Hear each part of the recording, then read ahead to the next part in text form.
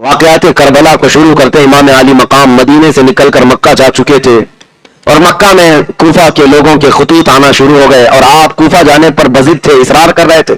सहाबा ने रोका, मना किया, किसी ने भी जाने का मशवरा नहीं दिया।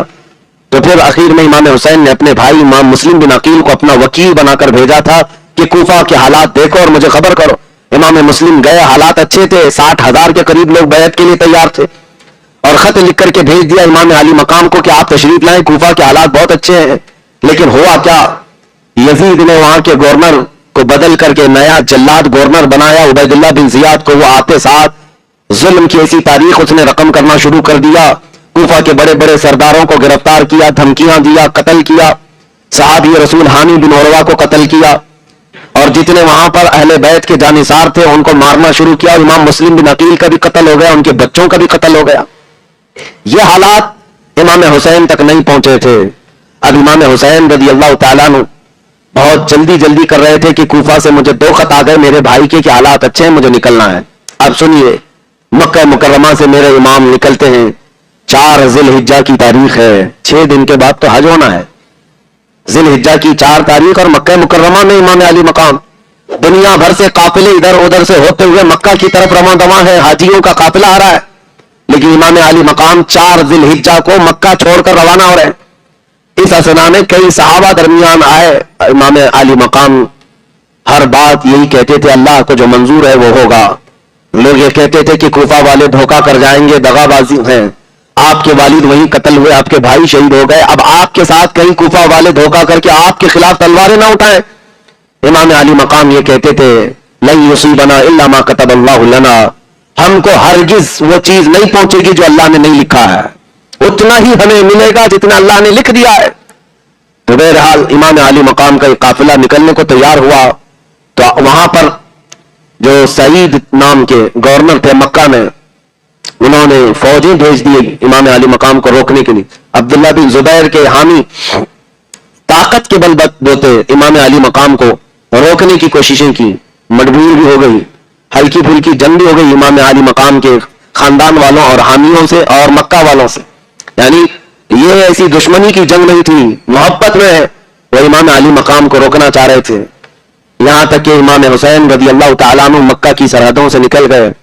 बीच रास्ते में फरजदक नाम का एक शायर है बहुत मशहूर, उससे मुलाकात हुई, पूछा कहां का इरादा है? आपने कहा कूफा जा रहा हूं। उसने उस वक्त जो अशआर अरबी में कहे थे आज तक महफूज हैं।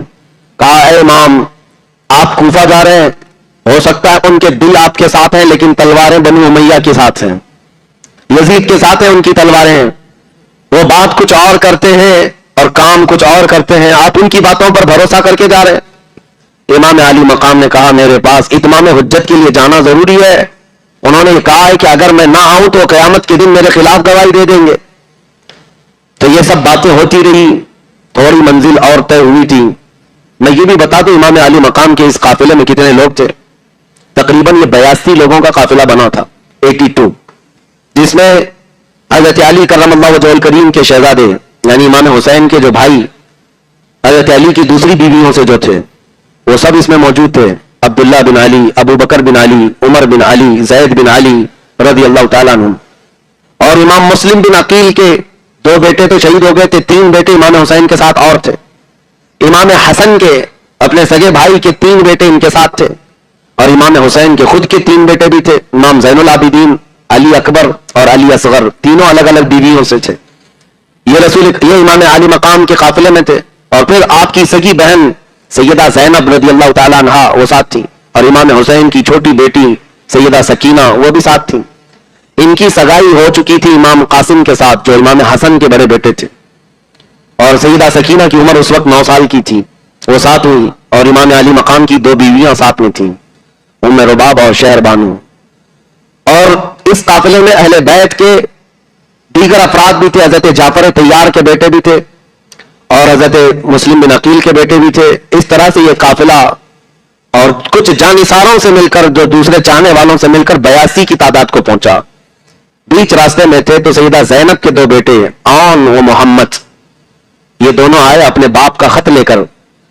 इनके बाप अब्दुल्ला बिन जाफर हैं, इमाम हुसैन के बहनवी, सगे बहनवी भी है और हजरत जाफर तैयार के बेटे यानी इमाम हुसैन के चचेरे भाई भी थे। وہ بہت محبت کرتے تھے امام پاک سے. انہوں نے خط لکھ کر کے بھیجا اپنے 2 بچوں کو, بیچ راستے میں بھیجا, کہا اللہ کا واسطہ دیتا ہوں, نبی رحمت کا واسطہ دیتا ہوں, آپ اکیلے نہیں ہیں, اگر آپ چلے گئے تو پوری دنیا میں اندھیرا چھا جائے گا. ہم کوفہ والوں کے حوالے آپ کو نہیں کر سکتے, رسول اللہ کے خاندان کے چشم و چراغ ہیں آپ واپس چلے آئیں, مکہ آپ کے لیے امن و سکون کی جگہ ہے. امام علی مقام نے خط پڑھا اور آنکھوں سے آنسو آئے اور کہا میں وہ کام نہیں کر سکتا, اگرچہ سارے لوگ مشورہ دے رہے ہیں, لیکن ایک بات مجھے اس بات کو کرنے پر مجبور کرتی ہے. پھر جو ایک صحابی تھے انہوں نے آ کر پوچھا آخر کیا بات ہے کہ اتنے لوگ مشورہ دے رہے ہیں آپ کو نہ جانے کا اور آپ ضد کر رہے ہیں جانا ہی ہے کوفہ. اور تھوڑی دیر کے بعد امام مسلم بن عقیل کی شہادت کی خبر بھی آ گئی. امام حسین بار بار انا للہ و انا الیہ راجعون پڑھتے تھے اور غم کرتے تھے کہ میں نے اپنے معتمد بھائی کو وکیل بنا کر بھیجا اور ان کے ساتھ یہ معاملات ہو گئے. جب یہ حالات سنتے ہیں امام علی مقام, تو اس کے بعد ایک صحابی نے کہا بھی کہ آپ ضد کیوں کر رہے ہیں, تو جانتے امام حسین کے سامنے ایک بات تھی. کہا میں نے خواب میں رسول کریم صلی اللہ تعالیٰ علیہ وسلم کو دیکھا ہے, حضور اکرم صلی اللہ تعالیٰ علیہ وسلم نے مجھ سے کچھ بیان فرمایا اور میں نے وعدہ کیا, اس وجہ سے مجھے جانا ہی ہوگا. صحابی نے پوچھا ہمیں بھی بتائیں اللہ کے رسول صلی اللہ تعالیٰ علیہ وسلم نے آپ سے کیا وعدہ لیا اور آپ نے کیا وعدہ کیا اور کیا بیان ہوا. امام عالی مقام نے کہا نہ میں نے یہ خواب کسی کو بتایا اور نہ بتاؤں گا جب تک کہ میں اس دنیا سے چلا نہ جاؤں. یہ رازوں میں سے ہے, میں نے اللہ کے رسول سے وعدہ کیا ہے. یہ مسئلہ تھا جس کی وجہ سے امام علی مقام کئی لوگوں کے مشورے آتے رہے لیکن آپ واپس پلٹنے کو تیار نہیں ہوئے. ایک مقام پر پہنچے, عبداللہ بن متی وہاں پر ایک شخص تھے, انہوں نے آپ کا استقبال کیا کنویں کے پاس. انہوں نے بھی کہا آپ کوفہ جا رہے ہیں, کوفہ کے لوگ اچھے نہیں ہیں. اور وہاں پر ایک قاصد آیا کوفہ کی خبریں لے کر, حانی بن عروہ کے ساتھ کیا کیا گیا, مسلم بن عقیل کے ساتھ کیا کیا گیا, ان کے پیروں میں ہاتھوں میں رسی باندھ کر کے حانی بن عروہ کو گلیوں میں کھینچا گیا ہے, ان کی ہڈیاں چکنا چور ہو گئی, توڑ دیا گیا ہے اور نہایت ہی دردناک انداز میں ان کو قتل کر دیا گیا ہے. یہ خبریں سن کر امام حسین اعظم رضی اللہ تعالیٰ عنہ غمگین ہو گئے اور اس کے بعد آپ اپنے قافلے کو لے کر تھوڑا اور آگے بڑھے لیکن ٹھہر گئے. پھر قافلے کے اندر رات کا وقت تھا, اپنے خاندان والوں کو سمیٹ کر کے خطبہ دیتے ہیں اور کہتے ہیں اے لوگوں کوفہ سے ایک بری خبر آ چکی ہے, اے میرے خاندان والوں اس خبر کو سن لو. آپ نے کہا میرے معتمد وکیل اور میرے معتمد بھائی مسلم کو کوفہ والوں نے شہید کر دیا. ابن زیاد گورنر بن کر وہاں آیا اور کوفہ والوں کے دل بدل گئے, انہوں نے ان کے بچوں کو بھی شہید کیا ہے, صحابی رسول کو بھی شہید کیا ہے. لہٰذا میں تمہیں اختیار دیتا ہوں کہ آپ یہاں سے جو پلٹنا چاہے وہ پلٹ جائے, جو جانا چاہے وہ چلا جائے, اس لیے کہ اب ہمارے لیے کوفہ کی سرزمین بھی ہماری پناہ گاہ نہیں رہی. یہ سن کر کے کچھ عرب کے قافلے یا عرب کے لوگ جو ساتھ ہوئے تھے وہ ایک کے بعد دیگرے چھٹتے چلے گئے, نکل گئے, اور یہ قافلہ جانثاروں کا وہی باقی رہ گیا جو مدینے سے چلا تھا. اس میں جو اہل بیت نبوت کے افراد تھے وہ کھڑے ہو کر کے کہتے ہیں, امام مسلم بن عقیل جن کی شہادت ہوئی ہے ان کے 3 بیٹے اور بھی تھے, امام حسین کے ساتھ کھڑے ہو کر کہتے ہیں اب جب ہمارے باپ کا انتقال ہو ہی گیا ہے تو ہم اس وقت تک واپس نہیں پلٹیں گے جب تک ہمارے باپ کا بدلہ نہ لے لیں یا قصاص نہ لے لیں یا پھر ہم بھی قتل ہو کر شہید ہو کر اپنے والد محترم کے پاس نہ پہنچ جائیں. امام علی مقام سے دوسرے شہزادے کہتے ہیں آپ ہمیں پلٹنے کی بات کر رہے ہیں اور آپ کو ہم اس طرح تنہا چھوڑ کر کے جا سکتے ہیں؟ آپ کے بعد زندگی کا کوئی مزہ ہی نہیں ہے, آپ کے بعد زندگی جینے کا کوئی معنی ہی نہیں ہے. امام حسین کی بات پر ایک شہزادہ یا خاندان کا ایک فرد بھی ٹس سے مس نہیں ہوا. یہ قافلہ چل پڑا, امام علی مقام چلتے رہے. بیچ میں ایک جگہ ایسی آئی جہاں زہیر بن قیم بجلی ایک ایسے عرب کے بہت مشہور آدمی ہے, وہ حج کر کے واپس جا رہے تھے, ان کو اہل بیت سے پہلے کوئی عقیدت نہیں تھی. امام حسین نے ان کو بلوایا, وہ خیمے میں تھے, انہوں نے منع کر دیا میں ملنا نہیں چاہتا. بیوی جو تھی گھر میں بیٹھی یہ خیمے میں تھی اور ایسی ڈانٹ لگائی, کہا زہیر تجھے پتا ہے رسول اللہ کا بیٹا بلا رہا ہے اور انکار کرنے کی مجال کیسے تیری؟ آج اس سے بہتر موقع کیا ہو سکتا ہے, جا امام علی مقام سے ملاقات کر کے. تو آپ زہیر بن قیم بجلی آئے اور امام حسین سے ملاقات کی. ایک ہی ملاقات ایسی تھی کہ چہرہ ابن رسول کو دیکھ کر کے فدا ہو گئے. کہا کہاں کا ارادہ؟ کہا کوفہ کا. زہیر بن قیم کو اپنا واقعہ بتایا اور جو جو حالات تھے بتایا. زہیر بن قیم بجلی جو پہلے اہل بیت سے عقیدت نہیں رکھتے تھے لیکن اب حالات ایسے کہ اپنے خیمے میں آئے اور اپنی بیوی سے کہا میں تجھے طلاق دیتا ہوں, تو واپس چلی جا, اپنے بھائیوں کے ساتھ واپس چلی جا. کہا اتنا اہم کیا معاملہ ہو گیا؟ کہا اس لیے کہ اب میں رسول اللہ کے شہزادے کے ساتھ اس نیت سے جا رہا ہوں کہ واپس اس دنیا میں کبھی نہیں آنا ہے، مجھے آنا نہیں ہے، میرا انتظار نہ کرنا۔ مال و دولت اسباب سب دے دیا اپنی بیوی کو اور بھیج دیا اور کہا میں امام پاک کے ساتھ جاتا ہوں۔ یہ زہیر بن قیم بجلی یہ وہ شخص ہیں جو میدان کربلا میں پہلے اترنے والوں میں نام ہے۔ یہ یہاں سے 7 جو ہوئے اور پھر یہ امام علی مقام کا قافلہ جب آگے بڑھتا ہوا ایک علاقہ زبال آیا، وہاں پر انہوں نے قیام کیا۔ تو اب یہاں پہنچتے پہنچتے امام علی مقام کے قافلے کو 1 محرم آ چکی تھی، محرم کی پہلی تاریخ تھی اور اس وقت 60ویں ہجری چل رہی تھی۔ 1 محرم کی تاریخ تھی۔ عبید اللہ بن زیاد نے جب اسے یہ خبر ملی کہ یہ مکہ سے نکل چکے ہیں امام حسین اور یہ کوفہ آنے والے ہیں، تو اس نے حر بن یزید، ایک ایسے پہلوان کو جس کی کوفہ میں بڑی دھاک تھی، وہ پہلوان بہت مشہور تھا، حر بن یزید کو 1000 کا لشکر دے کر بھیجا کہ حسین کو روک لینا راستے پر اور ان کو ادھر ادھر ہونے نہ دینا، یہاں تک کہ ان کو مجبور کر کے کسی نہ کسی طرح سے جھکا کر متی و فرما بردار بنا کر میرے پاس لانا۔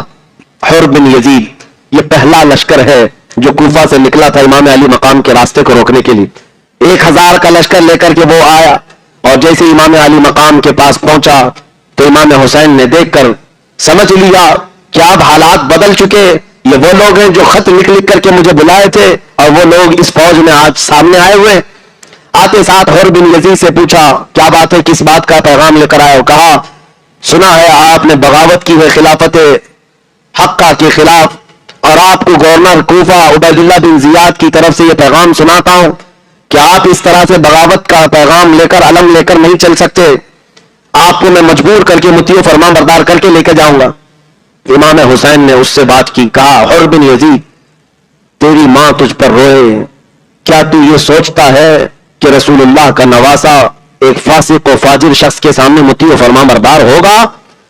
مرد حق باطل کے آگے مات کھا سکتا نہیں، سر کٹا سکتا ہے لیکن سر جھکا سکتا نہیں۔ حر بن یزید سے کہا تو جواب میں حر بن یزید نے کہا اے حسین، عرب کا کوئی دوسرا آدمی مجھے یہ کہا ہوتا کہ تیری ماں تجھ پہ روئے تو میں اس کو پلٹ کر کے جواب دیتا، لیکن مجھے آپ کی ماں کی حرمت پاتا ہے، میں آپ سے یہ بات نہیں کہہ سکتا کہ آپ کی ماں پر روئے، میں ادب کرتا ہوں، آپ کی ماں رسول اللہ کی بیٹی ہے۔ اتنی تو عقیدت حر بن یزید کے دل میں تھی۔ امام حسین سے کہا کہ آپ کیوں نکلے ہیں اور کیا چاہتے ہیں؟ امام حسین نے کہا پہلی بات تو یہ ہے کہ نہ میں خود اپنی مرضی سے آیا، بلکہ تم کوفہ کے 12,000 کے قریب لوگوں نے خط لکھ کر کے مجھے بلایا اور کئی مرتبہ قافلے آئے ہیں مکہ دعوت دینے کے لیے۔ حر بن یزید نے کہا ہم ان میں سے نہیں ہیں جنہوں نے آپ کو دعوت دی تھی۔ امام حسین نے وہ خطوں کا تھیلا نکالا جس میں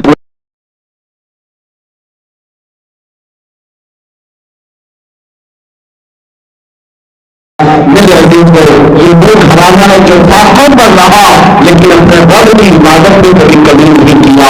تو میں وہ بات بھی بتا دوں، ایک وقت ایسا آیا میرے مصطفیٰ کریم صلی اللہ تعالیٰ علیہ وسلم عین دوپہر کے بعد نکلے، حضرت ابو ہریرہ مسجد سے باہر آئے۔ حضرت ابو ہریرہ دھوپ کی وجہ سے جھک گئے تھے، یہ شکایت کرنے آئے کہ میرے آقا کچھ تو ملے کھانے کے لیے۔ لیکن ان کے پاس آئے، کہا یا رسول اللہ پیٹ میرے آقا نے اپنا چوپا اٹھا کر دکھایا، ان کے پیٹ پر بھی وہ پتھر بندے ہوئے تھے۔ وہ کس لیے؟ رسول پاک صلی اللہ علیہ وسلم نے فرمایا ابو ہریرہ میں نے بھی 3 دن سے کچھ نہیں کھایا، چلو تمہارے کھانے کا انتظام کرتے ہیں۔ حضرت ابو ہریرہ کو لے کر بیچ میں حضرت ابو بکر حضرت عمر بھی مل گئے، وہ بھی بھوک کی وجہ سے باہر آئے تھے۔ اے اللہ، یہ فاقہ میں گزارا کرتے تھے زندگیاں، لیکن کیسوں کسرا جیسے بادشاہ بھی ان کے روح سے تھراتے تھے، ڈرتے تھے۔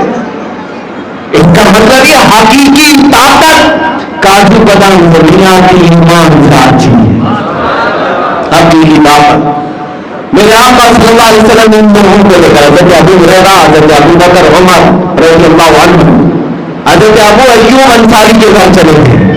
یہ حضور کے میزبان، ہم حضور کی خدمت، حضور ان کے گھر گئے اور پوچھا کچھ ہے کھانے کو؟ کہا یا رسول اللہ 6 مہینے کے بکری کا بچہ ہے، آپ کہیں تو ذبح کر دوں گا۔ کہا ذبح کر دوں۔ ذبح کیا، سالن بنوایا گوشت کا، تب توجہ چاہتا ہوں. میں کس لیے عرض کر رہا ہوں؟ حضرت ابو ہریرہ کہتے ہیں بہترین سالن، جب کوئی بھوکا ہو 2 دن سے اور پھر سالن کی خوشبو آئے تو کیسا لگتا ہے. دسترخوان پر آیا. حضرت ابو ہریرہ بھی بھوکے ہیں، ابو بکر حضرت عمر بھی بھوکے ہیں رضی اللہ عنہ.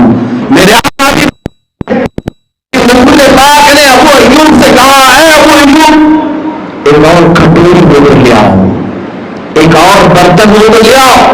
میرے آقا نے اس سالن کو آدھا کیا، آدھا دسترخوان پر رکھا اور پھر کہا ابو ہریرہ سے لے جاؤ میرے بیٹی فاطمہ کے گھر میں وہ 8 دن سے فاقے میں ہے، ان کے گھر پچھلے 9 دن سے سالن نہیں بنا ہے. یہ وہ کھانا ہے، خود بھوکے رہے لیکن پوری دنیا کو کھلاتے رہے. وہ مجبور بھوکے نہیں رہتے تھے، وہ اپنے اللہ کی رضا میں بھوکے تھے، اپنے رب کی رضا میں بھوکے تھے. غریب نواز سے کون محبت نہیں کرتا؟ وہ آل رسول ہیں لیکن جانتے ہیں یہ اللہ والے پوری دنیا کو نوازتے ہیں، خود بھوکے رہتے ہیں، صرف اپنے مجبور تھے. سلطان الہند غریب نواز جن کا عالم یہ ہے کہ آج 800 سال کے بعد بھی حاجتیں اور منتیں پوری کرنے کے لیے لاکھوں کا مجمع جاتا ہے. حقیقت ہے یا نہیں؟ لیکن اس غریب نواز کا حال یہ تھا. ان کے ایک بیٹے حضرت حسام ایک دن وہ مدرسے جا کر آ رہے تھے، چکرا کر گر گئے. دوستوں نے پوچھا حسام کیا بات ہے؟ کہا ہمارے گھر فاقہ ہے، ہمارے گھر میں کھانے پینے کے لیے کچھ بھی نہیں بنا، کل بھی نہیں تھا آج بھی نہیں، بھوک کی وجہ سے چکر آ گئے. دوسرے ساتھیوں کو جیسی پتا چلا وہ اپنے گھروں میں جا کر ڈھونڈتے ہیں کہ پتا ہے سرکار کے گھر میں ان کے شہزادے آج کہہ رہے تھے کہ فاقہ چل رہا ہے. جو موجودین تھے غریب نواز کے سب اپنے اپنے گھروں میں قیمتی اچھے کھانے بنوائے. ساری افطاری کے وقت خانقاہ میں لے کر کے آئے غریب نواز کے. آج سرکار غریب نواز افطاری میں بیٹھے، دیکھا قسم کے کھانے اچانک آ گئے. آپ نے پوچھا کیا بات ہے؟ کیونکہ مولوی نے کہا حضور سنا ہے آپ کے گھر پر فاقہ ہے، آپ کچھ کھانے گھر لے جائیں. کہا وہ کیسے پتا چلا؟ کہا آپ کے بیٹے حسام نے کہا آج وہ چکر آ کر گر گئے تھے، ہمارے بیٹوں سے انہوں نے کہا کہ گھر میں فاقہ ہے. غریب نواز نے کھا تو لیا، اٹھ کر کے سیدھے گھر آئے. کہا حسام کہاں ہے؟ اپنے بیٹے کو بلایا اور اسی وقت کہا کہ تم اب ہمیشہ کے لیے دور ہو جاؤ، اس دنیا کے میں نے جو فاقہ کیا تھا وہ قوم کو بتانے کے لیے نہیں، تو میرے مولا کے لیے کیا تھا. تم نے جا کر لوگوں کو بتا دیا کہ ہمارے گھر میں فاقہ ہے. میں نے زندگی یہ واقعہ اس لیے عرض کیا کہ بھوک اور پیاس اللہ کی رضا کے لیے.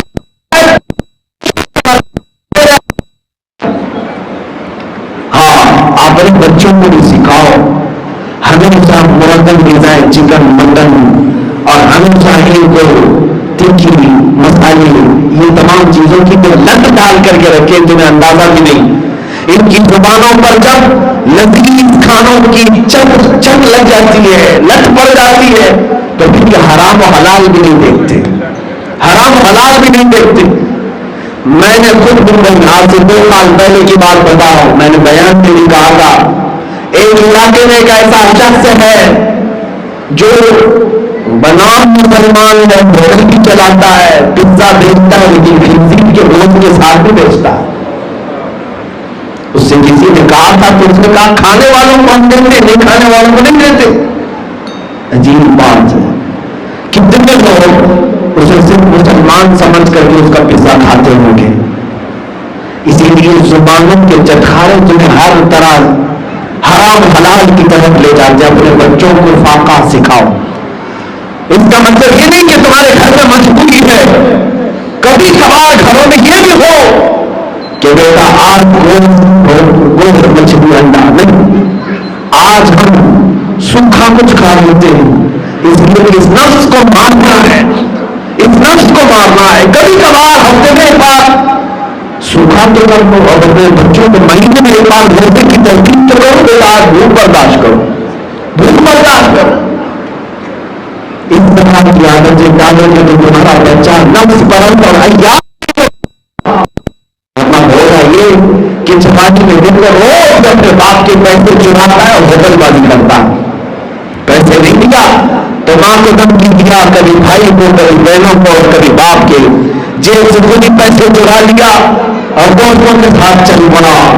یہ عادتیں ان بچوں کے اندر کیوں آئی؟ یہ طلب بڑھتی گئی. یہ جو بری عادتیں انہیں لگ گئی. نفس سے ایک بار موٹا ہو جائے تو پھر یہ ہلکی چیزوں کو پسند نہیں کرتا. یہ دال روٹی تھوڑی نہ کھائے گا، یہ دال روٹی نہیں کھاتا. اس کو صرف اور صرف لذیذ چیزیں چاہیے. عزیزان گرامی اوقات، اہل بیت کا گھرانہ جو اپنے بچوں کو فاقہ دکھا رہا تھا، وہ اس لیے